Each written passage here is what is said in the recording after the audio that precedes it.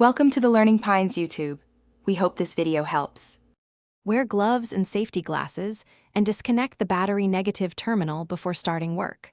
Park on level ground, set the parking brake, and allow the engine and lamp assembly to cool for at least 10 minutes. Have a 10 mm socket, a flathead screwdriver, a T20 Torx if needed, and a clean lint-free cloth ready on your work area. Buy the correct replacement bulb.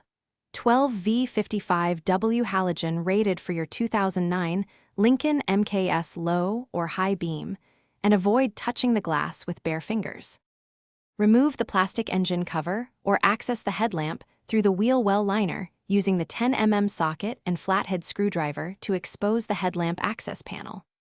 Unclip or remove any retaining screws, then peel back the rubber dust boot or remove the plastic cover to reach the bulb socket.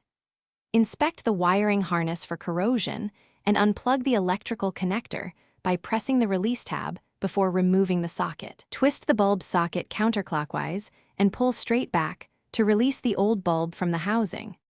Handle the new 12V55W bulb by the plastic base and insert it into the socket without touching the glass. Oils from skin will cause hot spots and premature failure. Reinstall the socket by aligning the tabs, pushing straight in and twisting clockwise until secure, then replace the rubber dust boot and any covers or liners you removed. Reconnect the battery negative terminal, test both low and high beams, and if the beam pattern is off. Park 25 feet from a wall and adjust aim using the vertical and horizontal adjusters until alignment is correct. Thanks for watching.